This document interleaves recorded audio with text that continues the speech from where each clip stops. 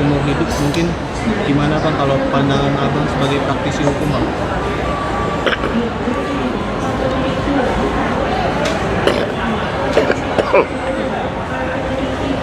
Kondisinya tetap menyebutkan bahwa Sambo terbukti melakukan pembunuhan berencana 340. Salah satu kelemahan dari putusan pengadilan negeri Selatan adalah tidak diuraikan mengenai alasan meringankan.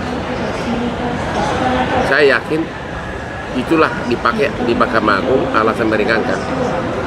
Kalau perbuatannya itu dari segi putusan Mahkamah Agung diakui total nggak beda dengan apa yang sudah diputus oleh pengadilan. Tapi mungkin kemungkinan besar itu karena alasan meringankan. Misalnya dia berapa tahun berjasa sebagai polisi, perbuatan-perbuatan apa, jabatan apa, itu pasti itu. Berarti diperhitungkan dari situ juga ya? Dari situ doang, karena perbuatan pembunuhan berencananya itu tidak tetap terbukti, gitu loh. Jadi karena terbukti, jadi nggak dipersoalkan soal itu. Pasti karena alasan meringankan. Jadi Abang secara praktisi hukum gimana nih Bang? Ini adil atau gimana untuk pihak? Sebenarnya banyak kelemahan dari putusan Sambo itu. Contohnya, dia itu kan dihukum lebih berat gara-gara dianggap merusak sistem elektronik, yaitu CCTV. Padahal CCTV bukan sistem elektronik. Sistem elektronik adalah suatu sistem di mana dia memancarkan siaran-siaran, ya. Misalnya sistem elektronik bursa. Kalau CCTV itu adalah benda mati, itu hanya benda doang. Nah,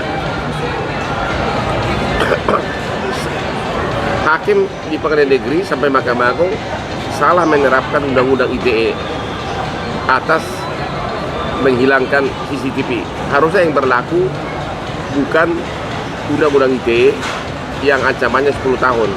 Harusnya yang berlaku adalah KUH pidana pasal 221 yang ancamannya cuma 9 bulan.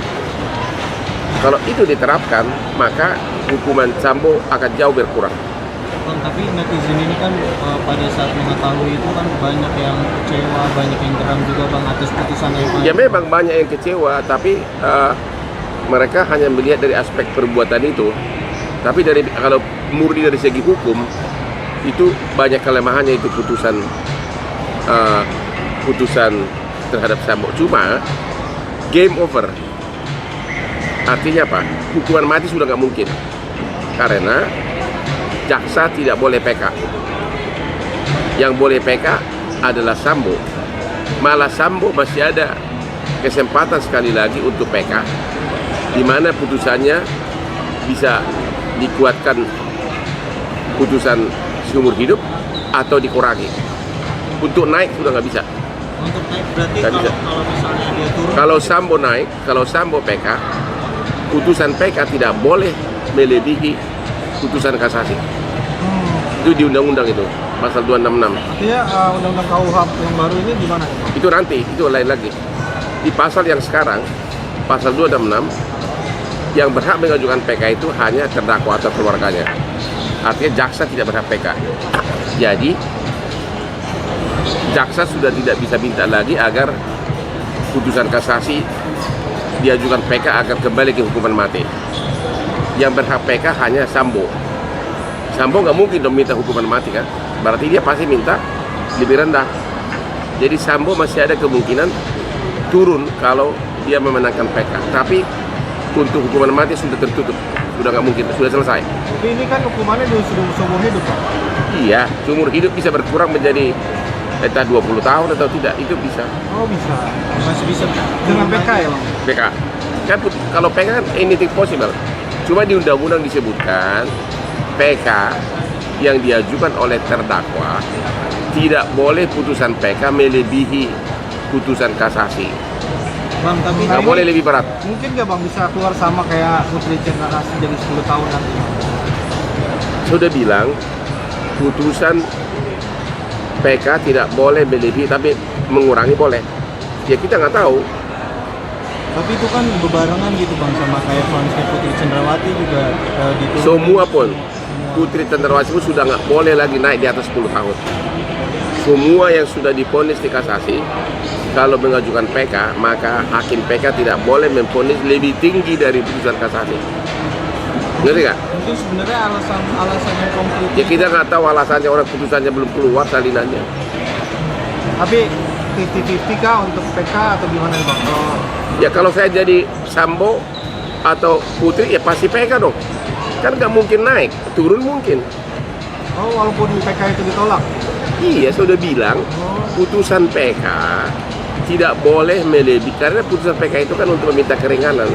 Tidak boleh melebihi putusan kasasi, tapi melebihi kecil boleh. Sementara jaksa tidak boleh PK. Gitu loh. Jadi kemungkinannya hanya dua, dan tetap hukuman seumur hidup atau berkurang menjadi hitungan tahun. Jadi jika peraturan KUHP yang baru berlaku bisa lebih berkurang dong. Itu lain lagi.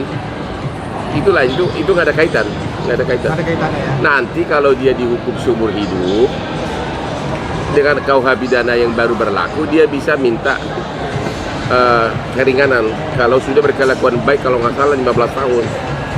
Itu beda lagi aturannya. Bang, mungkin kesimpulannya nih buat Ya. kasusnya Sambo dari seorang Hotman Paris itu mungkin seperti apa? Ya, kalau dari segi hukum, memang hukuman mati dan seumur hidup berat, karena salah penerapan juga Undang-Undang ITE mengenai menghilangkan barang bukti. Harusnya yang berlaku adalah pasal 221 yang cuma untuk menghilangkan barang bukti cuma 9 bulan, sementara hakim memakai Undang-Undang ITE yang 10 tahun, makanya lebih berat. Dari segi rasa keadilan, memang semua rakyat menginginkan agar dia dihukum berat. Ya kita tunggulah.